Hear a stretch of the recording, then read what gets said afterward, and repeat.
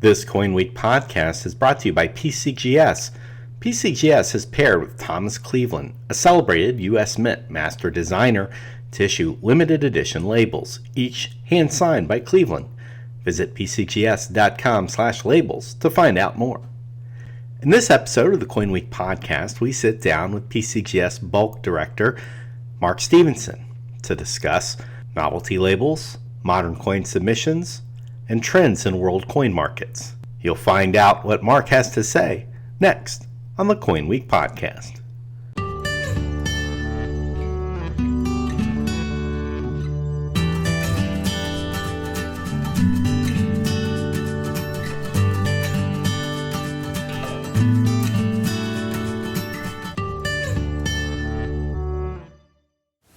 So Mark,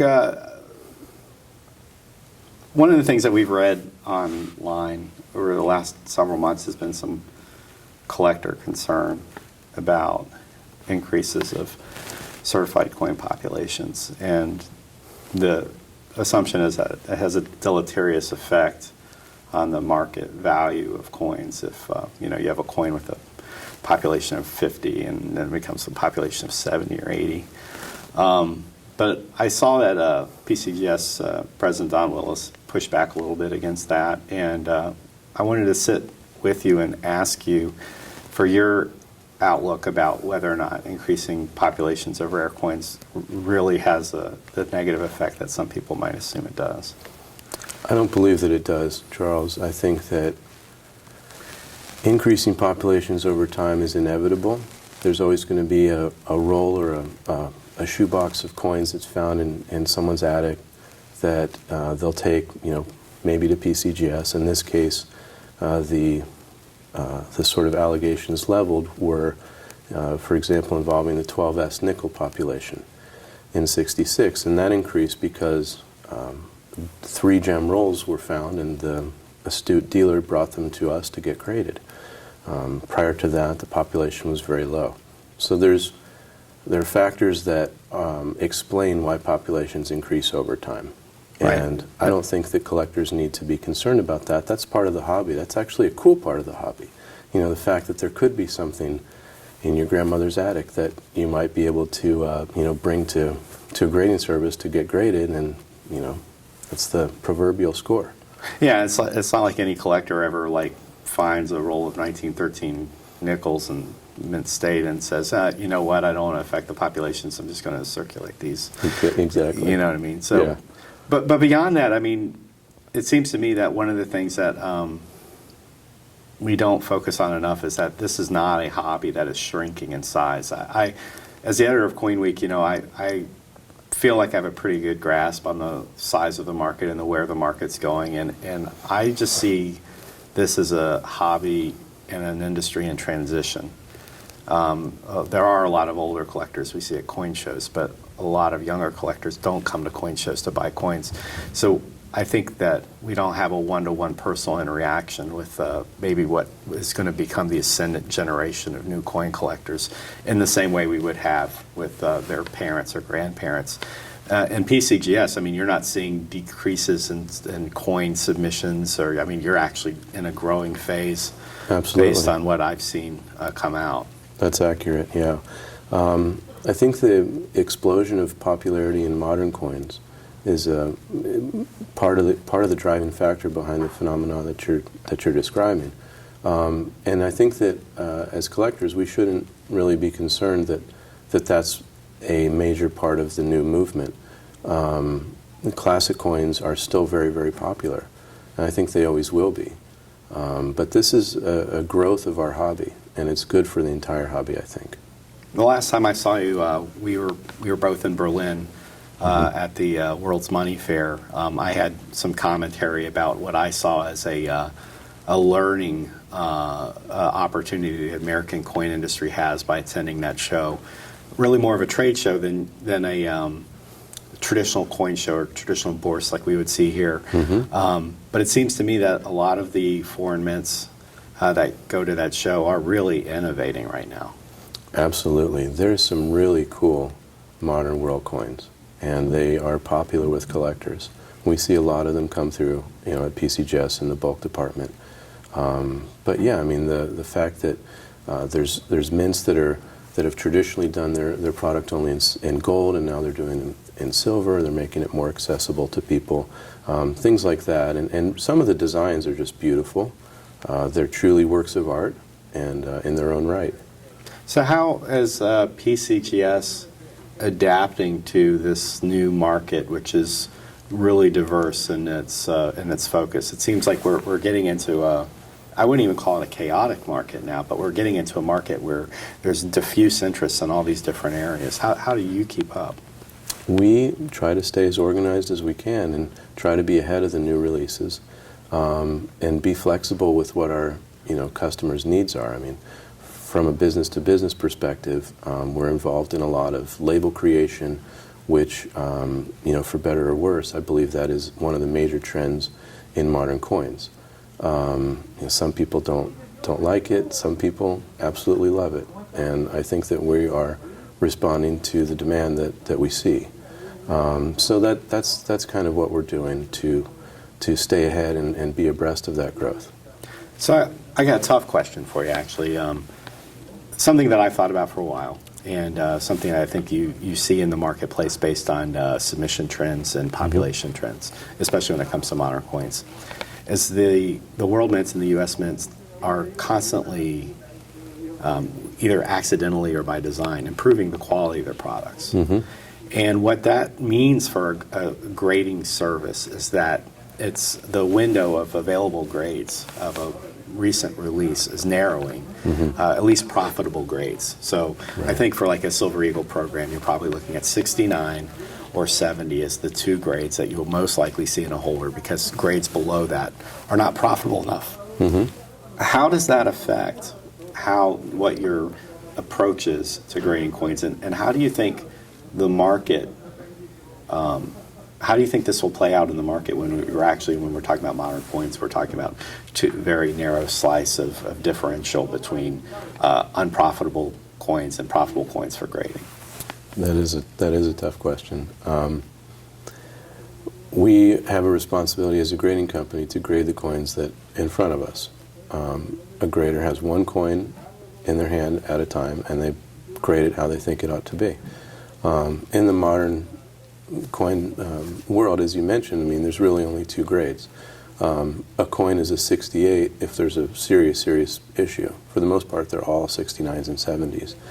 And then there's a percentage of, which is which. Some coins we find are made a lot better, and they come a lot nicer, and they get a higher percentage of 70s as a result, because they're virtually perfect. They deserve the grade. In terms of what the market is asking for and what's profitable, there are coin issues that are profitable in 9 and 70, and there's some that just aren't profitable in 69. So there's a requirement that we be flexible and not have to holder the coins which deserve a 69 for our customers if they need 70s only.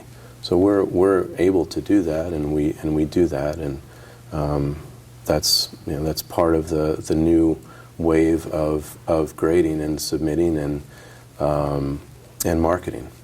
But I think with what you're saying with the minimum grade, which is I think what you're talking about, mm-hmm. I think it is important for collectors to understand, however, when they're looking at a population report on a modern coin, that these are professional dealers typically submitting them. I mean, there are collectors, mm-hmm. but professional dealers, sometimes they do their own pre-screening.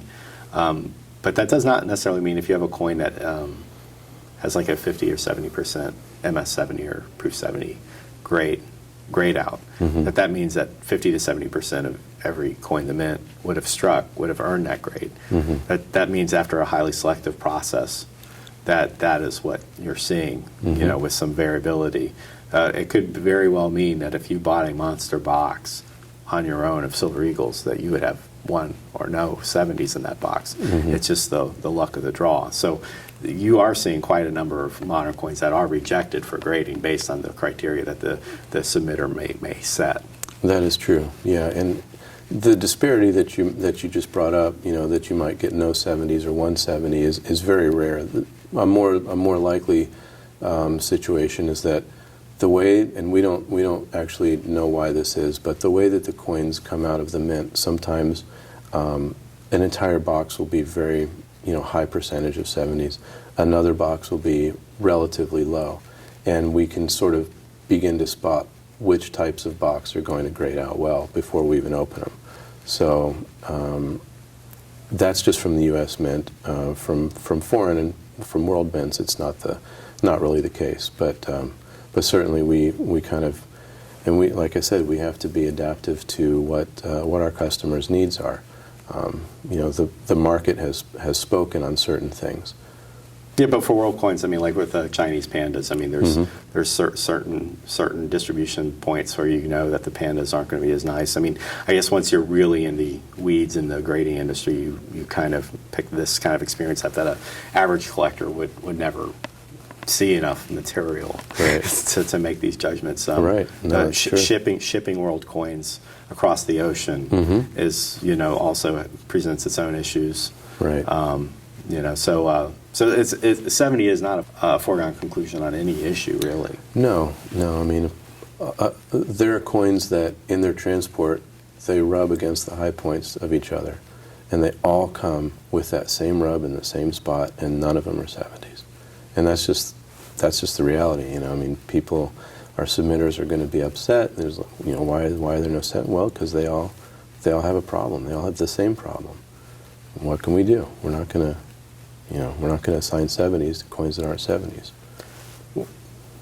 Why do you think different dealers look to customized label programs as a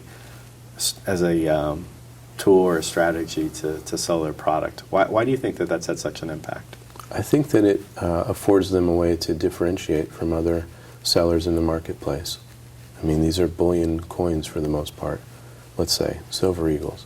What differentiates them is that this particular label is only available here, for example. And that's how the sellers are able to sell that product. And what we've seen, I think, in recent years is that the industry and certainly your company has continued to innovate on the labels.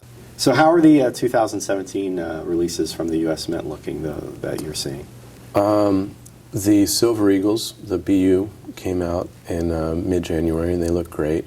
They graded out at a high rate. The Mint seems to have made them very well this year. We've seen BU Gold Eagles. We've seen some Proof Gold now as well. Everything is actually doing very well this year in terms of production and grade through at 70%, or excuse me, at Proof or Mint State 70, high percentages. What about on the commemorative side? Those are okay.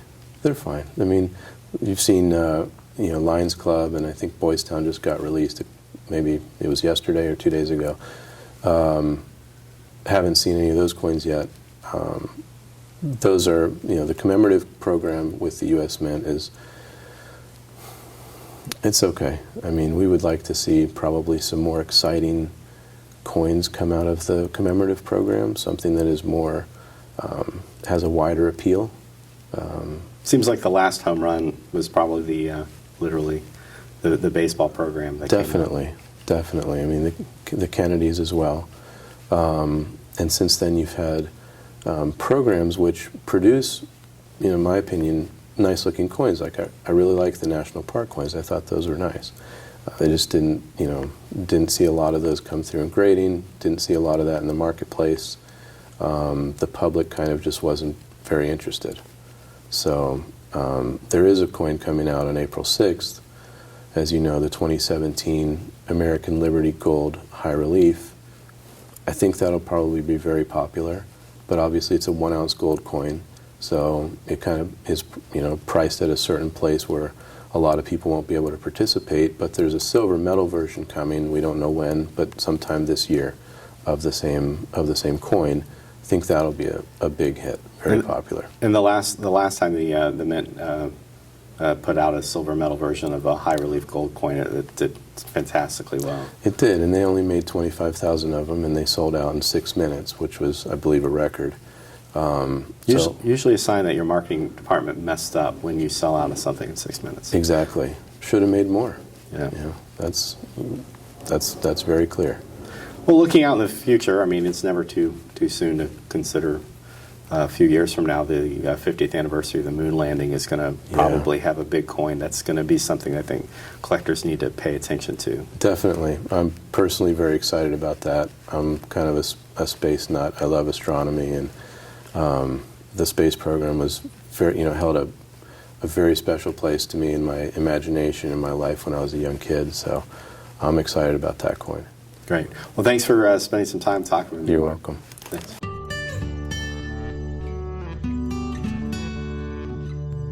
If you enjoyed this podcast, please share it with your friends. Remember, you can download all episodes of the CoinWeek podcast for free from iTunes. While you're there, please leave us a 5-star review. For CoinWeek, I'm editor Charles Morgan signing off. Happy collecting.